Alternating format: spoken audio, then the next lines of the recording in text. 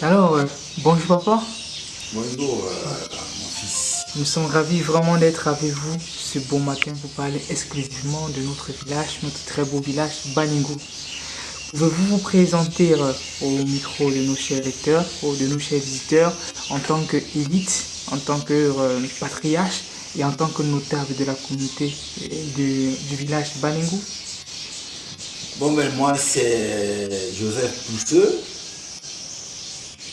professeur de lycée d'enseignement général Oréchel en retraite, chevalier des palmes académiques. Avez-vous un nom de notabilité? Euh, de par ma. Comment je peux dire ça de par nature, mon nom de notabilité, c'est Tani. Alors, le chef ou bien le roi Balengou a trouvé mieux de me laisser ce nom parce que c'est le nom que Dieu m'a donné. Les autres noms, moi je n'en ai pas d'autres. Ah, c'est vrai. Naturellement, vous êtes quelqu'un de CM, ça se voit déjà. C'est une très bonne chose. Bon, vous qui êtes Tani, vous qui êtes élite, vous qui êtes doyen, coordonnateur en même temps, vous avez plusieurs casquettes que vous remplissez dans la communauté Baningo de Douala particulièrement et dans le village Baningo en général. Quelle approche sociale et éducative donneriez-vous à la communauté Baningo de Douala en particulier? Bien, je me suis impliqué dans cette communauté depuis 2014. Je dis bien impliqué. Parce que les élections du 7 juin 2015, j'étais le secrétaire général de la commission électorale. Bon, bref, je maîtrise très bien ces structures depuis cette date. Alors, depuis dans cette date, beaucoup de choses ont été mises en place. La restructuration de la communauté, avec les 4 chambres fondamentales que sont le Conseil supérieur, le Conseil des notables, le Comité d'honneur des femmes et enfin le tribunal familial. Voilà les 4 chambres fondamentales de la communauté. Et de par ma position de secrétaire particulier du chef de la communauté Baningo, je suis au fond des problèmes. Depuis que donc ce bureau exécutif a été installé, les choses ont semblé bien démarrer. Mais par la suite, il y a eu au sein de la communauté ceux qui ont été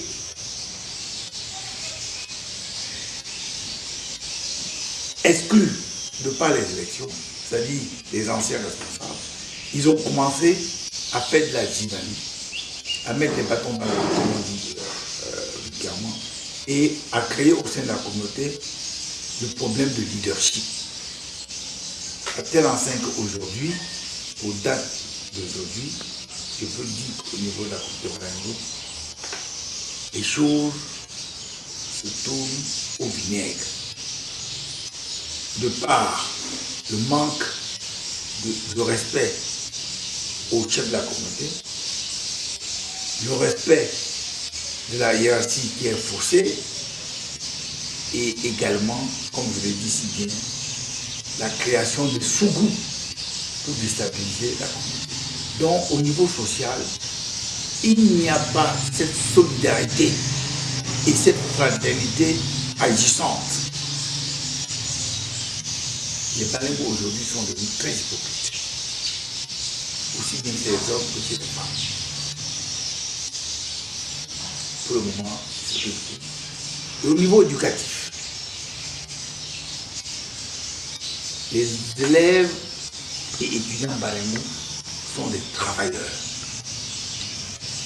Parce que, en tant qu'enseignant, j'ai mis en place des structures pour leur encadrement. D'abord, tous les dimanches, de 8h30 à 11h45, ils font toutes les disciplines, tous niveaux confondus. Et après, jusqu'à 12h30, ils font la langue. Et on avait mis à ma disposition à l'époque des instructeurs. et les résultats suivent. Ça, les élèves étudiants bilingues sont les travailleurs. Ça se voit dans les résultats au niveau des écoles, au niveau des facultés, au niveau du secondaire et même du primaire. L'éducation des enfants, je suis satisfait.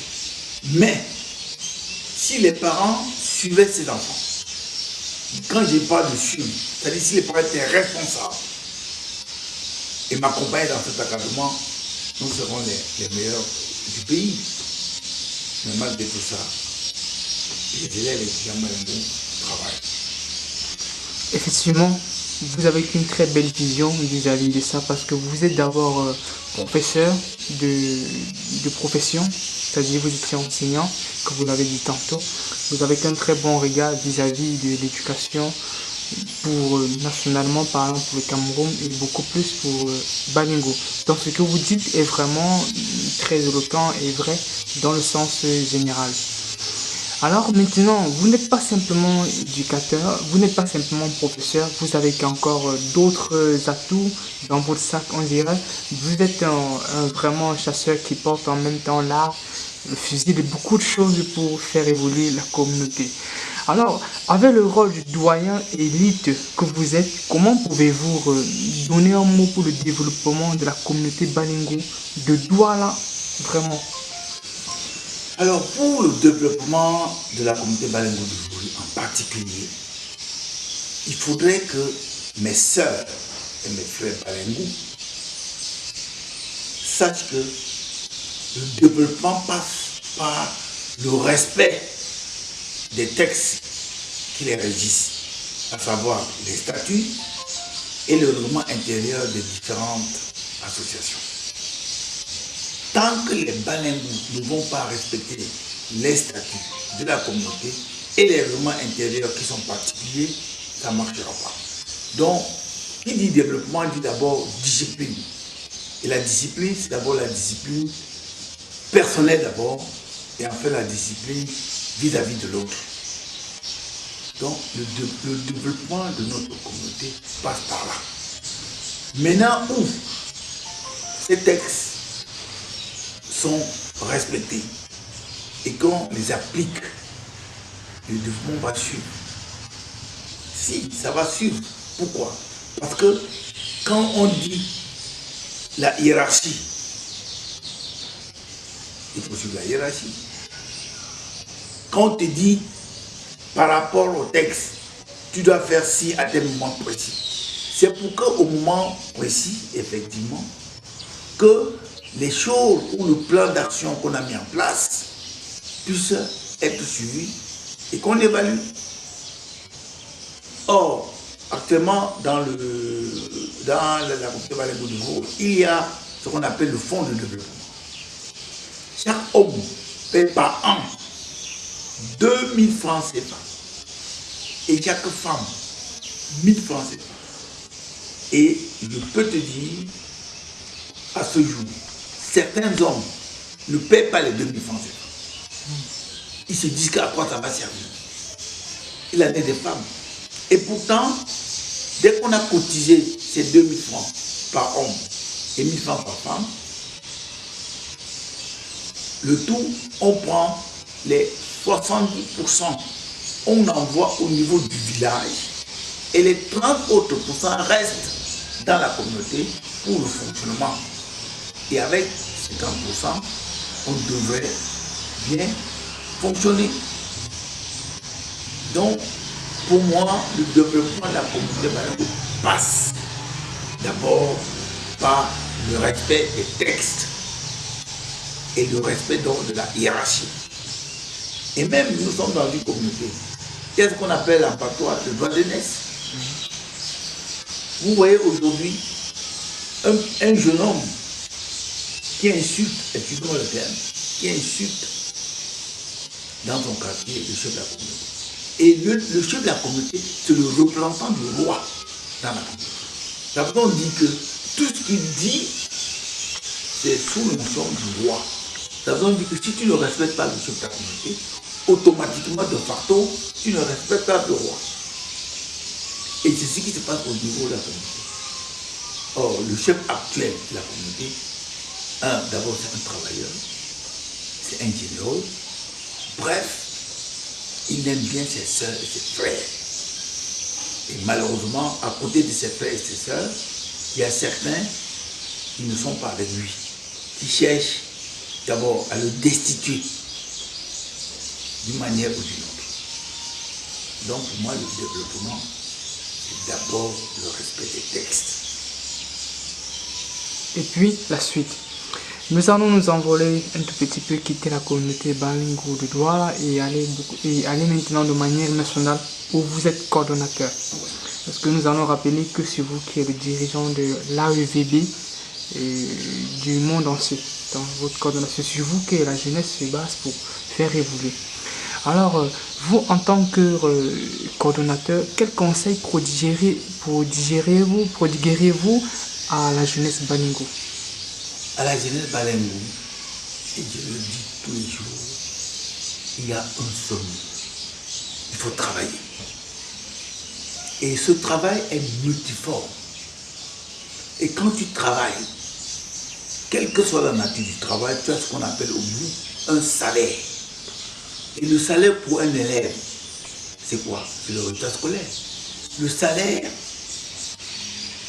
pour un élève, c'est quoi? C'est le résultat. Pour un étudiant, c'est quoi? C'est un diplôme. Actuellement, c'est que tout ce que je demande à mes enfants, étudiants et élèves Balingo, c'est de se mettre au travail. De ne pas suivre l'exemple de leurs parents. Parce qu'aujourd'hui, la compétition est tellement serrée que si un enfant n'est pas éduqué, formé, ce sera un enfant mort. Et comme je leur dis toujours, et je fais tout pour mettre à leur disposition les moyens pour pouvoir avoir des résultats. J'utilise mes relationnels, soit pour leur chercher les stages de vacances, soit payer leur scolarité. Donc pour moi, ce que je demande à la jeunesse, c'est de se mettre au travail. Que tu sois fille ou garçon. Effectivement, votre mot c'est travail, travail et travail. Bien que le travail. Et comme avait dit quelqu'un, il n'y a pas de magie. La magie, c'est le travail. Et quand tu travailles, tu as les résultats. Et si tu ne travailles pas, tu n'auras pas de résultats. C'est tout. C'est tout. Et effectivement, quel sera le plan de travail pour faire réussir le congrès de cette année? Effectivement, le congrès 2019 est placé sous le signe 1 de la discipline. De 2, ce sera un congrès en prélude au festival. Et pendant le congrès 2019, comme je leur ai dit la semaine dernière, et j'ai dit ça lors du comité directeur qui a eu lieu samedi dernier le 27, je leur dis que mettez l'accent sur les activités en prélude au festival qui aura lieu du 10 au 7 février 2020. C'est d'abord un congrès de rassemblement, un congrès d'union, un congrès de fraternité, de solidarité, pour que ces enfants sachent d'abord leur culture et qui déblaye le chemin pour le festival prochain. Et je veux m'y atteler pour que ce congrès soit un congrès inédit. Malgré le peu de moyens que nous aurons, nous allons mettre une tâche au village Balingo. Effectivement, dans tous les cas, nous savons que vous avez cet atout pour réussir tout ce que vous avez entrepris dans votre vie. Bon, nous croyons à la réussite de ces congrès AEVB de cette année 2019. Revenons maintenant sur l'actu de Douala. Nous parlons aussi de ce désastre que nous avons eu en février, c'est-à-dire la destruction du foyer. quand on y parle, pense à ça, ça fait mal parce que c'est notre village qu'on nous a détruit. On pourrait dire en quelque sorte, c'est notre culture qu'on a mis au sol. Alors, quel pourrait être vos sentiments vis-à-vis de ce désastre? Effectivement, mon sentiment, c'est un sentiment de désolation. On ne serait pas arrivé là si, pour un temps, les Balémis m'avaient compris. Quand j'ai pris en main la direction de la communauté Balémi, quand j'ai dit de prendre en main, je me suis impliqué. J'ai dit que bon, maintenant où je suis un peu libéré de certaines contraintes, je peux m'occuper de ma communauté, en particulier de Douala. Et pour ce faire, nous avons, quand je dis nous, le chef de la communauté, moi et les élus, on a essayé de mettre en place les moyens pour pouvoir avoir un titre foncier sur cette parcelle qui, le titre n'existait pas. On a pris des dispositions au niveau domanial. On a rencontré les ministres et à ce jour, nous avons presque tous les papiers. Il ne nous reste plus qu'à avoir les titres fonciers. Toutefois, quand on a été saisi par rapport au traçage de la route, je leur ai dit, il est temps, d'abord, d'observer la réglementation en vigueur par rapport à l'urbanisation de ce quartier ou surtout le foyer. Je leur ai dit, on a marqué, respectons ce marquage.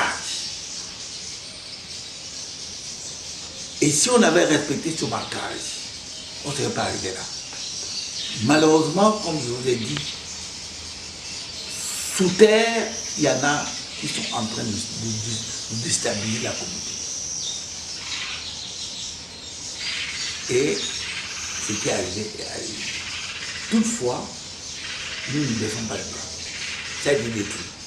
Et comme vous le dites si bien, c'est notre village qui a été détruit. Parce que le foyer central de Douala, c'est avec notre village. Parce que quand on est là-dedans, on se trouve à Canon. Maintenant, nous sommes en train de trouver les voies de moyens pour essayer de remettre ce foyer debout. Donc ce ne sera pas comme sécuritaire, ce sera un foyer avec R plus 5 ou 10 en fonction de tout ce que les Balémis vont décider. Et nous entendons surtout, je dis surtout, financer ce foyer par une sorte d'action. Autrement dit, si ce sera R plus 20 par exemple, je prends un exemple. Une élite peut dire que je prends le 5e niveau. Une élite peut dire je prends le sous-sol, ou ainsi de suite. Et en fonction de ces actions, on va donc élever le foyer et on va gérer ce foyer comme une société. Comme une société. Parce que si nous demandons aux parents, cotisons, on va cotiser quand? On va cotiser combien? La preuve, je vous ai dit tout à l'heure qu'il y en a qui n'ont pas 2000 francs par an pour le fonds de développement. Il dit par an à 2000. Par contre, quand il sort de la réunion générale, au bas d'en face, il a dépensé 3000. Donc, vous devez donc comprendre la mauvaise volonté. Donc, nous sommes en train de voir les élus et autres dans quelle mesure on va reconstruire ce foyer, mais en passant par les actions. Parce qu'avec les actions, ça va aller d'abord, très vite, de par la situation du foyer, qui est presque au carrefour. Là, on va jouer et ainsi. Vous avez anticipé sur l'autre question, mais nous allons poser celle-ci pour savoir, est-ce que par hasard, il existe déjà un plan de construction, en fait un plan d'action de construction que vous êtes déjà au courant? Oui, effectivement, on a déjà pris cette disposition d'abord d'ordre technique. il faut d'abord étudier le sol. Donc on a déjà rencontré des ingénieurs qui vont faire la géotechnicité. On va rencontrer des architectes, on en a déjà rencontré certains, mais on va multiplier pour voir en fonction de l'objectif que nous voulons donner à ce projet. Quel est ce qu'ici? Et après tout ça, on va donc constituer ou bien convoquer une assemblée générale pour le démarrage des travaux. Et lors de cette assemblée générale, on va présenter les différents aspects. Et la majorité donc va choisir et on va adopter. Effectivement, nous avons pratiquement fait le tour de toutes les différentes questions qui contenaient notre protocole d'interview. Nous allons achever par un mot de fin si vous voulez vous en exprimer dessus. Mon mot de fin, c'est que les membres de la communauté baleine du bruit qui se mettent ensemble pour créer cette cohésion, pour créer cette harmonie, pour créer cette fraternité et cette solidarité qui sont les outils de tout développement. Donc nous devons mettre ensemble nos forces et comme on le dit si bien, l'union faisant la force. Il faut que les baleines s'aiment et s'entendent, que les haches de guerre s'enterrent et que nous respectons nos institutions. Je vous en remercie, papa, et nous sommes très contents d'avoir réalisé cette interview exclusivement et assez simple avec vous. Et nous allons dire, on va prendre un autre rendez-vous pour autre chose pour la prochaine fois. De ce fait, très belle journée.